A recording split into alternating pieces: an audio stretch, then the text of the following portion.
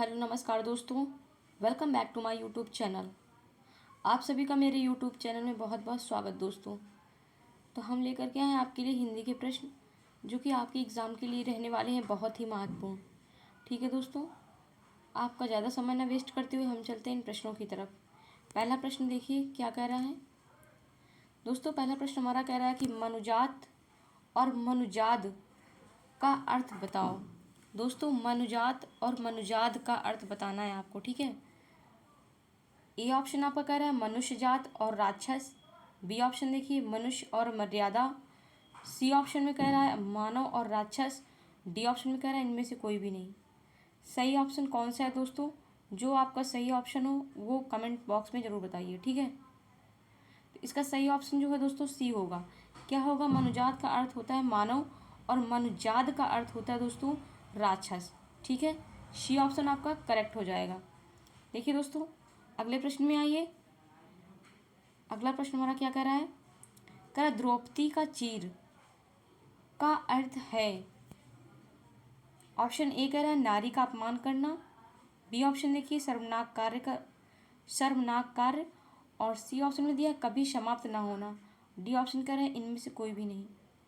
दोस्तों जो द्रौपदी का चीर है उसका अर्थ होता है कभी समाप्त ना होना। क्या होता है? कभी समाप्त ना होना। इसमें भी आपका सी ऑप्शन सही है, ठीक है। आइए तीसरे नंबर प्रश्न में कह रहा है रोहन ने हॉकी खेली, वाक्य में कर्ता कारक पहचानिए। दोस्तों कर्ता कारक पहचानने की बात की है इसने, ना कि कारक विभक्ति की, ठीक है। आप लोग अच्छे से ऑप्शन पढ़िए पहले। ए ऑप्शन कह रहा है रोहन। बी ऑप्शन में देखिए ने। सी ऑप्शन में हॉकी। डी ऑप्शन में खेली। कर्ता कर्ता कारक क्या है दोस्तों बताइए? कर्ता कारक है हमारा रोहन। क्या है? रोहन है। ए ऑप्शन आपका सही है। कोई ने नहीं लगाएगा, ने अगर लगाएंगे तो वो भी हमारी विभक्ति हो जाएगी, ठीक है दोस्तों। आइए अगले प्रश्न में कह रहा है निम्न में अधिकरण कारक की विभक्ति पहचानिए। निम्न में अधिकरण कारक की विभक्ति पहचानिए। ए ऑप्शन कह रहा है रा रे। बी ऑप्शन में से के। सी में देखिए ये अरे। और डी में पर। तो अधिकरण कारक की जो विभक्ति है वो में पर है। क्या है? में पर। डी ऑप्शन आपका करेक्ट है। आइए अगले प्रश्न में। अगला प्रश्न है 5वां नंबर। कह रहा है जिसके द्वारा कर्ता कोई कार्य करता है उसे क्या कहते हैं। दोस्तों मतलब एक साधन के रूप में, ठीक है। जिसके द्वारा कर्ता कोई कार्य करता है उसे क्या कहते हैं दोस्तों? उसे हम क्या कहेंगे? कर्म, करण, संप्रदान या फिर अपादान। जिसके द्वारा कर्ता कोई कार्य करता है उसे हम करण कहते हैं। क्या कहते हैं? करण। बी ऑप्शन आपका करेक्ट हो जाएगा। आइए अगले प्रश्न में देखो क्या कर रहा है ये। 6वां नंबर प्रश्न है दोस्तों आपका। कह रहा वाक्य में काम करने वाले को क्या कहते हैं? बताइए वाक्य में काम करने वाले को क्या कहते हैं दोस्तों? कर्ता, करण, कर्म या फिर क्रिया। वाक्य में काम करने वाले को दोस्तों हम कर्ता कहते हैं। क्या कहते हैं? कर्ता। ए ऑप्शन आपका सही हो जाएगा। आइए अगले प्रश्न में रहा 7वां नंबर आपका प्रश्न। कह रहा अपादान कारक प्रयुक्त हुआ है। दोस्तों अपादान कारक किस में प्रयुक्त हुआ है बताइए? ए ऑप्शन में श्याम का घर। बी ऑप्शन कह रहा पेड़ से गिर पड़ा। और सी ऑप्शन देखिए कह रहा कुर्सी के नीचे। डी ऑप्शन में कह रहा आरी से काटो। दोस्तों अपादान क्या होता है? अपादान एक अलगाव का भाव प्रकट करता है। क्या करता है? अलगाव का भाव प्रकट करता है, ठीक है। जहाँ अलगाव का भाव दिखे वहाँ पर क्या होगा? अपादान कारक होगा दोस्तों। तो पेड़ से गिरा, पेड़ से क्या गिरा? पत्ता गिरा। तो पेड़ से पत्ता क्या हुआ? अलग हुआ ना। तो आपका सही ऑप्शन जो होगा दोस्तों वो बी हो जाएगा, ठीक है। आइए 8वें नंबर प्रश्न में। कह रहा देशभक्ति में समास है। दोस्तों देश की भक्ति है ना, या फिर देश के लिए भक्ति, इसमें समास कौन सा होगा दोस्तों?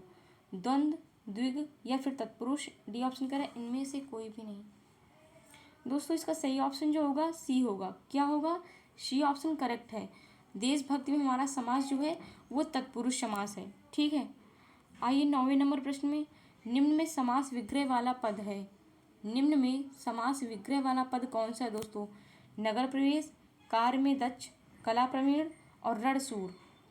दोस्तों समास विग्रह जो है वो ऑलरेडी हमारा दिया हुआ है बी ऑप्शन में, कार्य में दक्ष, मतलब कार्य दक्ष। क्या हो जाएगा? कार्य दक्ष। ठीक है, ये हमारा समास हो जाएगा। ये समास विग्रह, इस सॉरी समास विभक्ति हो जाएगी भाई। ठीक है, और ये क्या हो जाएगा हमारा? कार्य दक्ष समास विग्रह हो जाएगा। ठीक है, तो बी ऑप्शन आपका करेक्ट हो जाएगा। नगर प्रवेश, नगर प्रवेश में क्या हो जाएगा समास विग्रह? नगर में प्रवेश। क्या हो जाएगा? नगर में प्रवेश। ठीक है, और कला प्रवीण, कला प्रवीण का समास विग्रह आप क्या बनाएंगे दोस्तों? कला में प्रवीण। क्या बनाएंगे? कला में प्रवीण।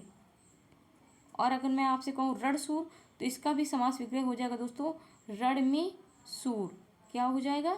रण में सूर। ठीक है, इसका सही ऑप्शन जो समास विग्रह वाला है वो बी ऑप्शन आपका करेक्ट हो जाएगा। ये रहा आपका 10वां नंबर प्रश्न। दोस्तों आज हमने 10 क्वेश्चन ही रखे हैं। ठीक है, ये आपकी वीडियो का आखिरी क्वेश्चन है दोस्तों। इस क्वेश्चन का आंसर आप लोग कमेंट बॉक्स में ज़रूर बताइए। हर्ष व दीर्घ निम्न में से किसके प्रकार हैं दोस्तों? बताइए।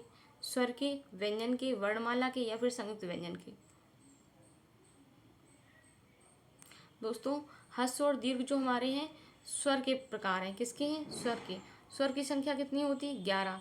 व्यंजन की 33 होती है। ठीक है दोस्तों, अगर हम टोटल वर्णों की बात करें तो कितनी हो जाएगी? टोटल वर्णों की संख्या हमारी हो जाएगी 52। ठीक है दोस्तों, ये आपका करेक्ट ऑप्शन होगा। सही ऑप्शन क्या है? A will be the right option. ठीक है, अगर मैं आपसे पूछूं संयुक्त व्यंजन कौन कौन से होते हैं, संयुक्त व्यंजन जो होते हैं दोस्तों से आप कमेंट बॉक्स में जरूर से जरूर बताइएगा। ठीक है, तो टोटल हमारे व्यंजन टोटल हमारे वर्णमाला कितने होंगे? टोटल 52 हो जाएंगे। ठीक है दोस्तों, thanks for watching my video. All the best and take care.